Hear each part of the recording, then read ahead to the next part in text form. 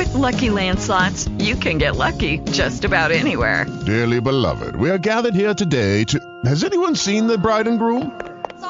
Sorry, we're here. We were getting lucky in the limo and we lost track of time. No, Lucky Land Casino, with cash prizes that add up quicker than a guest registry. In that case, I pronounce you lucky. Play for free at LuckyLandSlots.com. Daily bonuses are waiting. No purchase necessary. Void where prohibited by law. 18+. Terms and conditions apply. See website for details. This is a Hardcore Grind interview with the fabulous educator, visionary, Miss Dr. Cynthia Smith. Welcome. Thank you. Thank you so much for having me. Thank you. You're so very welcome. See, I always like to ask a goal moment question, right? And so for me, what a goal moment is when thought and execution come together. Because a lot of times, really mindful about how other people feel about themselves, how they pour into themselves, and how they're moving in life. But when it comes to ourselves, we kind of deal in a little lack, and we step out in fear a lot of times. So I like to be able to just know what that goal moment is when your thoughts and your execution was like, oh, let's do this. So what inspired your journey into education? I could never find any comfort in any of the careers that I was working. I was a mental health counselor. I had graduated with my degree, undergrad and graduate in mental health counseling. I was an accredited counselor from an accredited program, and I was working, and I made a very good salary, but I could never find any comfort in the job. And I was always told, going through high school, you want to make money, but even though I made money, I wasn't happy in those jobs that I was working on. I didn't feel like I was fulfilling the purpose or the need for my well-being. And so I ended up working as a bookkeeper in a school, and I loved it. And I made like literally almost less than minimum wage, but I loved it. And I just remember working for this principal, and she said, hey, you have a bachelor's degree? And I was like, yeah. She was like, you know what? While you're sitting behind this desk, you need to be a teacher. So what school are you interested in? And I took a job at my alma mater, the high school that I graduated from. And I went into the classroom in January, mid-year, when those students were already in school and they were used to work, used to a particular teacher that they had already had. So I was like 22 years old, and I went into the classroom as an English teacher. And I tell you, it was tough. It was almost as if I was walking to Eastside High. Lean on me is what I equated to. And I felt, even though it was tough for me and I didn't have all the necessary tools I needed, not even an education and background, no training, but I was willing to learn, and while I was learning, it was exciting for me. And seeing those children's faces gave me a feeling of I was fulfilling a purpose. And that is when I knew that I was seeing education, and I knew, and from that moment, I just never left. I never left the field of education. I love it. Now, what is your teaching philosophy? Ooh, so my teaching philosophy obviously is very different from where I am now. Right now, I'm the educated entrepreneur, and I love to say get educated to win. But my teaching philosophy also really pretty much has it's a philosophy that it's a quote that I believe by, and I also utilize that with my students and in my everyday life. And I believe that you miss 100% of the shots you don't take. So when I was teaching, I used to teach students that pretty much didn't have high self-esteem of learning. You can't teach high self-esteem, but I can teach you things that can build your self-esteem. So I used to tell them, you miss the shot if you don't take it. You miss the shot if you don't take it. When it comes down to their academics, when it comes down to excelling, as they say, on and off the court, so extracurricular activities. So I always used to just encourage them. That was my encouragement. You miss 1% of the shots you don't take.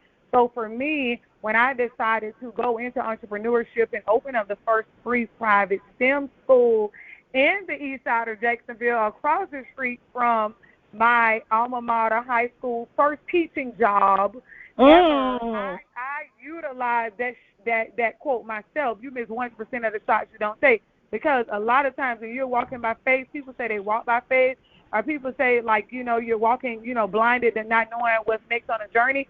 I had to remember that teaching philosophy. You miss 100% of the shots you don't take. And that taught me to continue taking those shots, because if I didn't, I wouldn't be where I am today.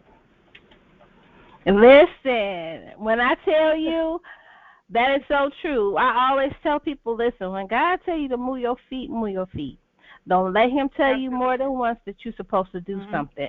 Don't let nobody else have to validate what it is that he's already told you to do. But you got to move your feet. And sometimes when you're moving your feet, people get left behind. Right. Absolutely. You're absolutely right. So I'm really thankful, because my ability to move also gives me the opportunity to allow those around me to elevate as well, because I do believe in mentorship. I do believe that if you are an entrepreneur in a position to help someone else, that's how you keep elevating yourself as well. Facts. That's all facts. And a lot of people don't, they don't see it. And then you have a lot of people that are dream killers, meaning they don't see you going any farther than they see themselves going. So they will tell you whatever your dream is either impossible or it's something you should not be doing. Yep. That's true. That is true. Now, being an educator, hold on. You have to have a great support system throughout your journey. That's very important. Who is your biggest or who is your strongest support system? My family, and I can't specifically name the title of my family members or who, because every part of my family plays a role in the success that I have today. And my employees, they're my support system. They uplift me. They encourage me on my days that, that are very tough. So I just appreciate them. When we talk about what parts of the puzzle my support system play, they all play a role, whether it be my husband and my kids in my home, understanding at the end of the day, I'm just exhausted like I was before this interview, and I just came and just passed out. They had my bike, so I get up and it just things that I may have to do in my home has been already done. But it could also like go as far as being my employees. Even when I have to meet deadlines and exceed audits and things of that nature, how they have my back and they're already being proactive, working on documents that need to be submitted or things that need to be done. So I'm holistically, though, it took me approximately like 4 years to really understand and utilize my support system, because as an entrepreneur that has an undeniable work ethic, that believes that, hey, I can do it, have to realize, and I just came up with this, I thought of this the other day, that people don't need anybody, but you need a somebody. So I'm thankful for my support system, because everybody don't need anybody. That's right. You need a somebody, and people need to realize that. And it took me 4 years to realize that I needed somebody. The world is a place where you have, people that say, they talk a lot about positive energy and things of that nature. When you don't need anybody, you need somebody. So we're not talking about energy. We needed somebody that can be a support to us, because guess what? Sometimes people energy is off because they too are not around people that build them up. So it goes right back to my statement and my question before, where I answered in a sense of everybody needs a mentor. Everybody needs somebody. So I lean on that, and I'm so thankful that I'm now able to understand and utilize my support system. As I was elevating, I had people to come to me all the time offering to help. My assistant is someone that inboxed me over 2 years ago and said, hey, I want to help you in any way that I can. And I'm very cautious of people in that regard because people know me, but I don't know them. So I allowed him to come help me on a project. And then he came back again and helped me on another project. And then he just started offering solutions and helping me grow on different things that he saw that could have assisted me to be better in my craft. And so I told him, I said, I don't think I can afford you because your work ethic is amazing. And I also too learned that he wasn't even from Florida. So I was like, I noticed I'm from Florida, I'm born and raised, and our work ethic is a little bit different, but his is like top tier. And so what ended up happening is I say, listen, is it possible that you can come work for me and do some contract work? And so a year later, he is now my director of community engagement and partnerships for my private school, and he has brought in over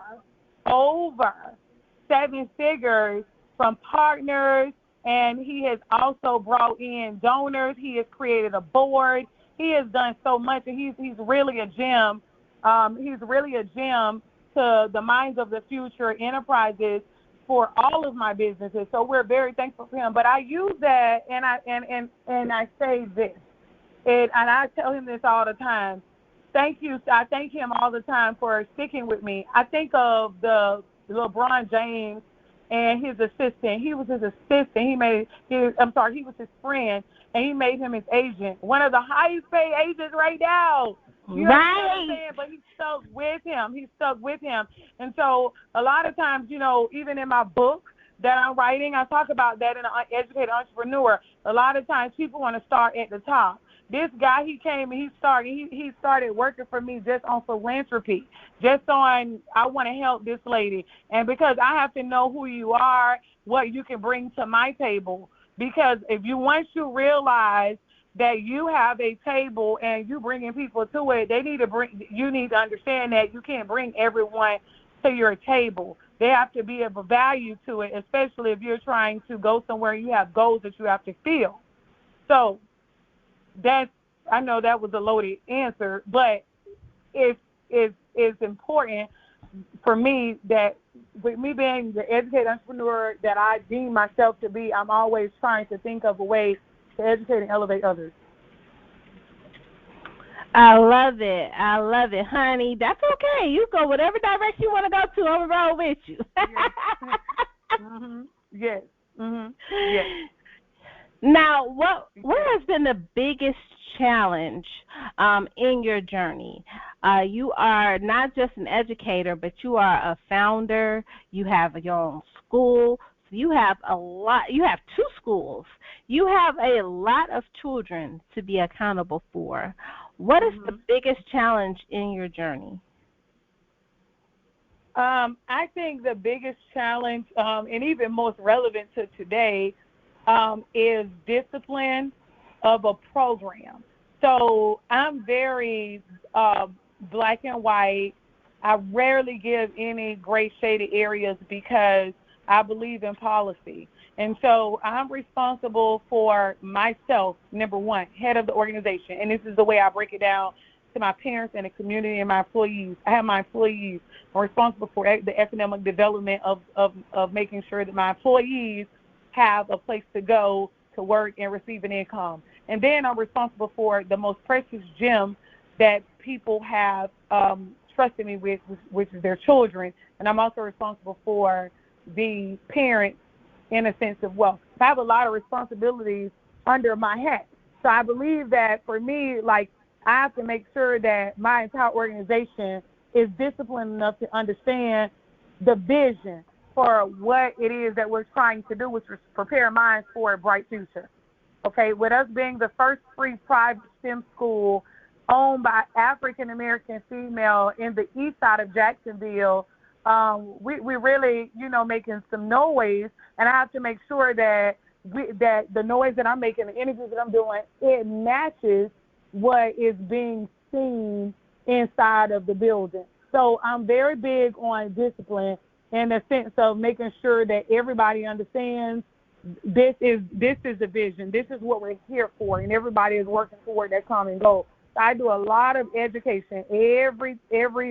Almost every month, I'm doing some sort of education to make sure everybody is consistently aligned with the mission and the vision of Minds of the Future Academy and Minds of the Future Foundation.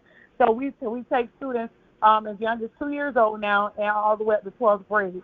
So I don't believe that I don't believe in leaving any kids off limits. So if we're a STEM school and we're working on we are heavily focused this year on the theatrical part, and as far as engineering, I make sure that we have something dedicated to students as young as 2 years old pertaining to that concept, as old as 12th grade in our schools, because I believe that students and children can, just generally speaking, students and children, but students can learn. Their brains are like sponges. So a child's brain is fully developed by the age of 5. So everything after that, we're teaching them is on habit, and they can retain it.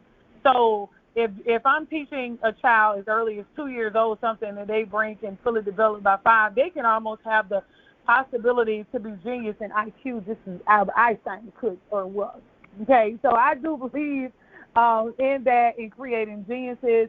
I don't believe, that disabilities or hardships from your community should hold you back. I do believe that all children desire to be exposed to a career path as well as a college path, and so that is what we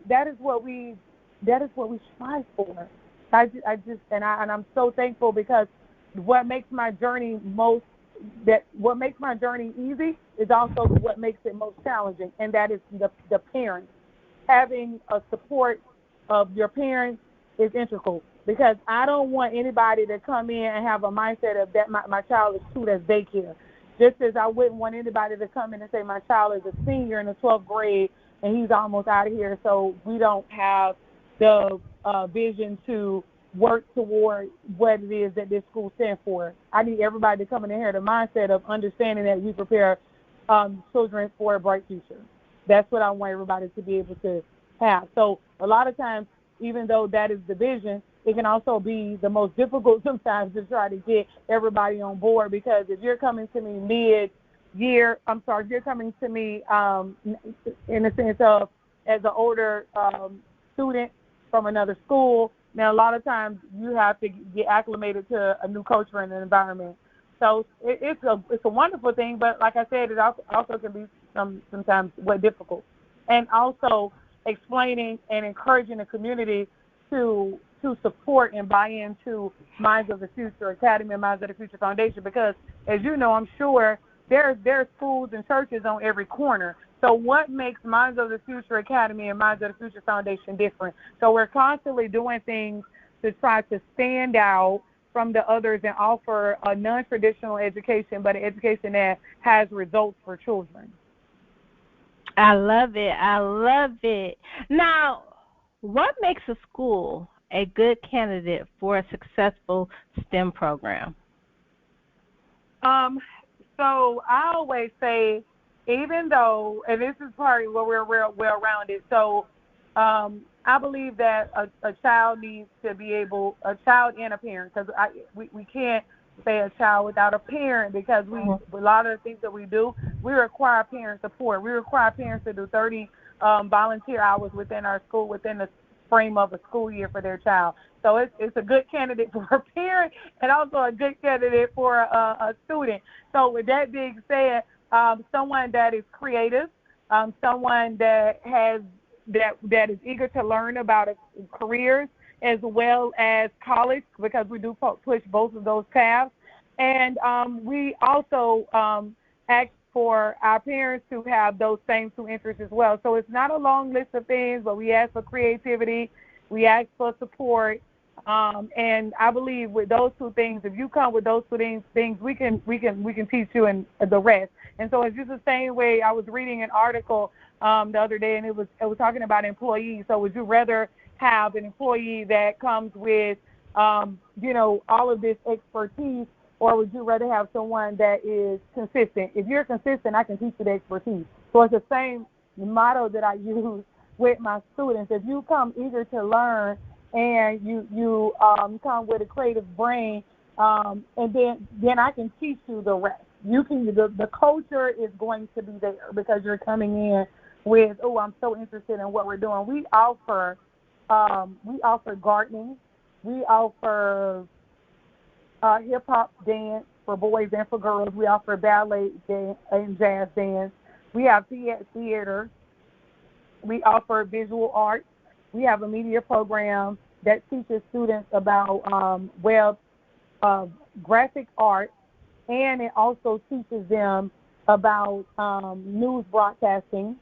And we also have gone to robotics competitions, and we've just it just grows. And so every year we're just adding experiences for students so that they can understand hands-on these careers. We have an exclusive career week where we bring in all STEM careers for students to be able to see and meet these people that look like them. My school is 100% African American, but we service all children. Being an educator coming from a historically black school, I didn't attend a historically black college, and that's another conversation for another day. In a sense of, for me, when I went to college, it was a culture shock. So I don't want to emphasize that we're a school that gives students that experience of African American people in the world only. Because for me, I attended a historically black schools, elementary, middle, and high school. So when I went to college, I felt like I had to learn how to speak. I had to learn how to have self-esteem and confidence because I wasn't used to being around others that didn't look like me. And so, unfortunately, because of the neighborhood that I'm in, my school pretty much enrolls pretty much 100% African-American students, but I try to make sure that my students in the school are exposed to things outside of their neighborhood. I love it. I love it. Yes, honey. Now listen, you know you in Florida, and the governor of Florida defends his slavery curriculum standards. What's the most difficult part of being an educator in the state of Florida? So I'm private school. I'm not charter and public. One thing I love about my private education, and let me back up.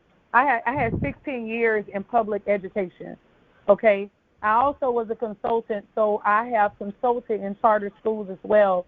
A lot of times I try to make sure people understand the difference between public, private, and charter. Private, which is what I am, I do not fall under the guidelines of the Florida curriculum. Me and my students, actually, last week, we had a conversation about this at the school, and I wanted to know what their thoughts of the Florida governor, the curriculum, and them not learning the proper understanding of the historical aspect of slavery. And even from their perspective, they thought, like, this is, in their words, crazy, Dr. Smith, because why wouldn't he want us to know the truth about slavery? And a lot of these kids are very educated already, because I was talking to my middle schoolers. I personally do not utilize the Florida curriculum for social studies and history standards and geography standards at my school, because I do believe that students need to understand the product in which they come from. And so even for me, having to go back and do history lessons and understanding of slavery and understanding the importance that what we built as African Americans, and these are the conversations that I have with my students. So that's one thing that I do love about private education, is because it's not a traditional education, and it does provide flexibility to teach these students beyond what the Florida Department of Education is saying they need to learn. A lot of private schools, for individuals that do not support school choice scholarships, believe that, a lot of private schools should not have that there should not be a school choice scholarships or school choice program because of the lack of accountability in private schools. But I must say, and speak just for my school, that we are we're one organization that definitely upholds accountability, and I believe that students should have the opportunity to learn, okay, beyond what their imaginative could hold, and so we definitely make sure that we promote that. Absolutely. And, you know, I think it's that back in the day, they didn't think that slaves were intelligent.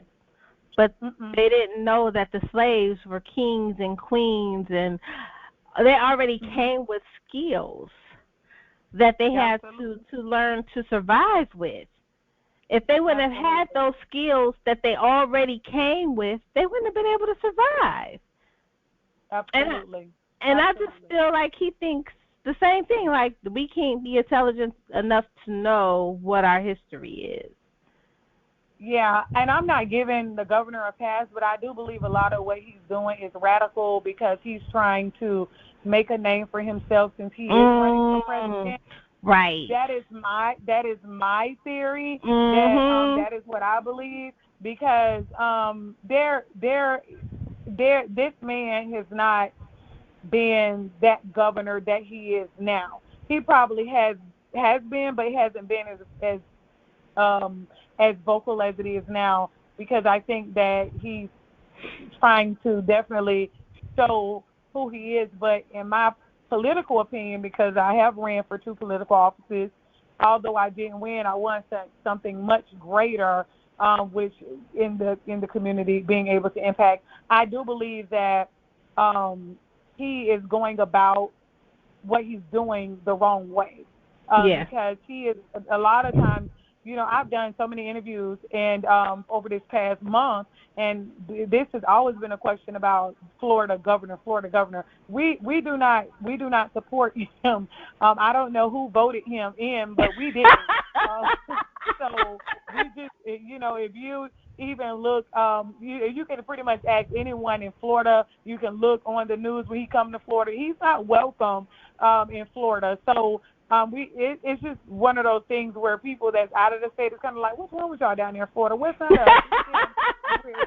we don't, you know. Although I always say I definitely appreciate the fact that he supports school choice, but every political person that is that holds a title, they all have some things that we definitely like that they support and some things that we don't.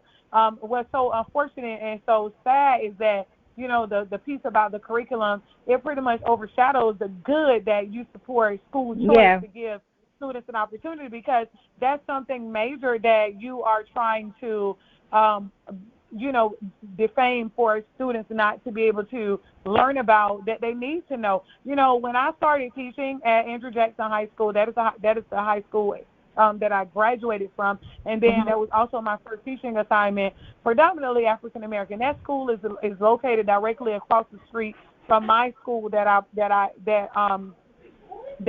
the 2-year-olds up to 12th grade. And you know, when I was teaching over there, the students did not know anything about Emmett Till. So I was a literature teacher, and so I remember when I first went into the classroom, they had no books.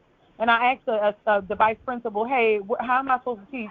That we have no books. And she said, well, the best teacher don't need a book. They'll take them in a stand and teach them. And I said, ooh, this is the way to learn. So I remember my first teaching assignment, I had no books. So I had to think of things to teach these kids. So what do you think the first thing I went to? The history, the slavery piece of where you came from is easy for me to teach because that is something that you need to know. Now, that was before the governor. But it was just, you know, something that they needed to know. So I don't agree with the way he's doing at all. Absolutely. Now, you are the founder of Minds of Your Future Academy and the school and the nonprofit. What have you learned most about yourself throughout your journey? I learned most about myself to be educated in everything My favorite quote is "Get educated and win." And the reason why I believe in being educated in what I'm doing is because I learned, not the hard way, but I learned that if I'm educated, I mean, mistakes and things are still going to happen, but I need to learn as much as I can so that I can prevent those things. I have a son that's 16. He's the youngest, hottest DJ in Jacksonville, Florida. And he's DJed concerts. He's DJed everything from college events, corporate events, and local events here in the city.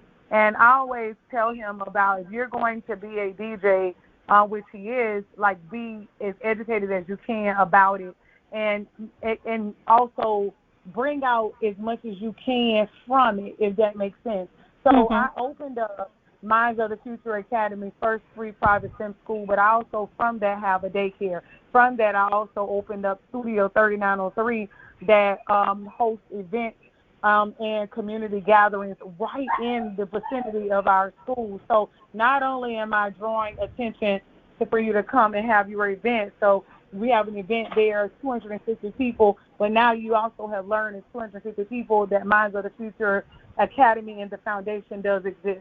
So I try to make sure that I build from all of my businesses, so one lends itself to the next. And from that, I also have a consulting firm, Minds of the Future Educational Consulting.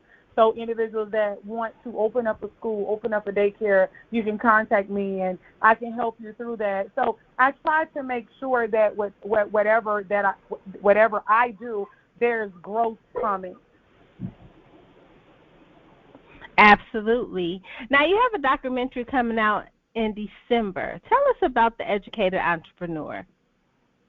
Oh, yeah. So The Educated Entrepreneur is the name of my documentary. It pretty much shares my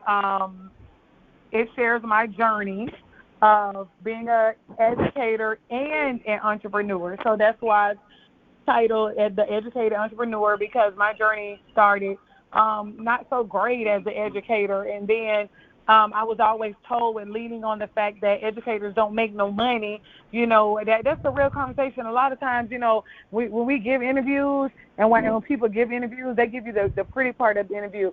Truthfully, I didn't want to be an educator because they didn't make no money, and I wanted to make money. So I was like, I could have, but I had opportunities to make money. I was making a lot of money as a mental health counselor, but I wasn't happy. So I had to find, okay, what makes me happy and what also makes me money. And so because at the end of the day, you have to live. A lot of times when you're doing philanthropy and you're doing, as I call it, the Lord's work, you know, people do not, you know, they don't think that you should be able to live a beautiful lifestyle. And so I had you know, learned, and I told myself, like, I'm going to work really hard, you know, and I'm going to continue working hard, and I'm also going to learn how to reap the benefits of my hard work. So I think that for me, like The Educated Entrepreneur, it shows all of that. It's going to expose and it's going to educate, and it's going to encourage the next entrepreneur or the next person that wants to have or gain that promotion in their particular field. Like, it's going to give you that encouragement. It's going to motivate you. So with that, I have a book that is also titled The Educated Entrepreneur, and it's going to showcase, like, more in depth through a reading some of my hardships, but my documentary also will provide you a visual. I also have a children's book that's titled Minds of the Future Academy, and it just really gives you a beautiful, colorful scenery of a little girl that wants to go to school, but her mother don't have the time from her job to stop and just get her registered for school so that she can get an education. So it's a children's book, but it's an engaging children's book. And then I also have my third book, which is out now on all platforms, but I have not marketed it because at my documentary premiere on December the 10th, it will be a showcase of my businesses and the works that I've worked on. But the book is titled Black Boys to Black Men. And that pretty much when it gives a lot of research that I did throughout my doctoral studies, talking and working with different African American men, and just trying to understand why, when I started teaching, that there was this research that says, and that talked a lot about prison pipeline, and a lot of our African American men have the inability to read, and I was just wanting to know like where that came from and what are we doing about it. So that's what that book pretty much it stems from. I love it. I love it. You have a documentary. You have books. You have two of the first free private STEM schools on the east side of Jacksonville. What's next? Ooh. So what's next is I'm going to actually start more consulting.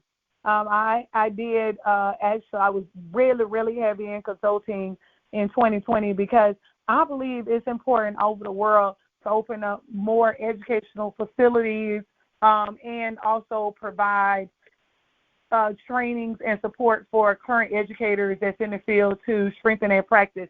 Education, if you Google, like, education is the one of the most complained about careers over the world. It's not just a Florida thing. And people, and I believe in education, and I believe that it needs to be respected just as it would be if you were a physician or if you were an accountant. I believe that it should be just as well respected.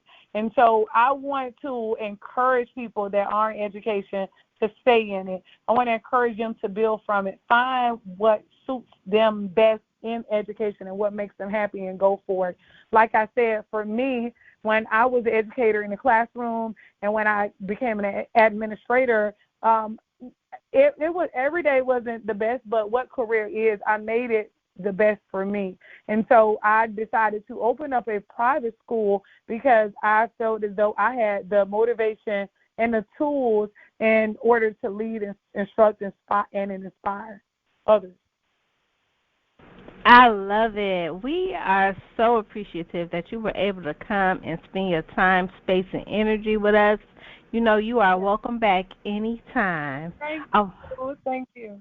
You are so very welcome. I want you to shout out all of your social media and any events that you have coming up for your schools. Okay. Dr. Smith Jacks.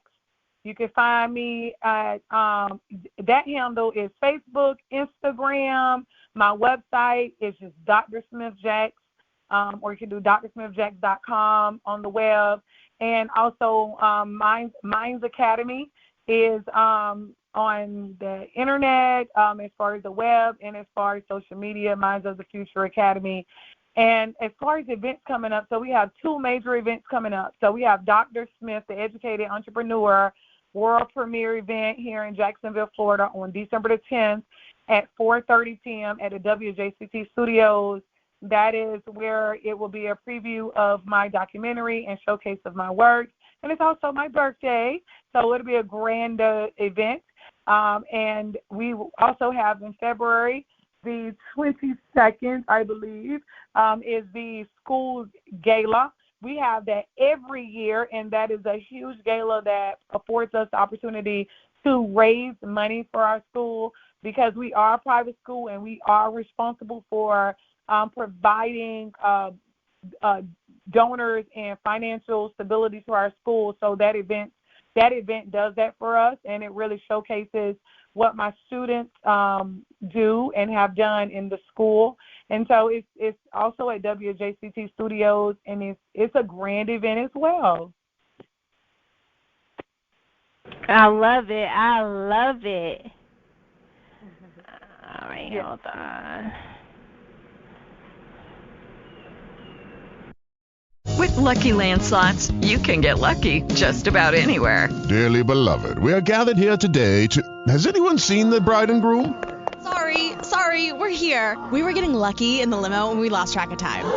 No, Lucky Land Casino, with cash prizes that add up quicker than a guest registry. in that case, I pronounce you lucky. Play for free at LuckyLandSlots.com. Daily bonuses are waiting. No purchase necessary. Void where prohibited by law. 18 plus. Terms and conditions apply. See website for details.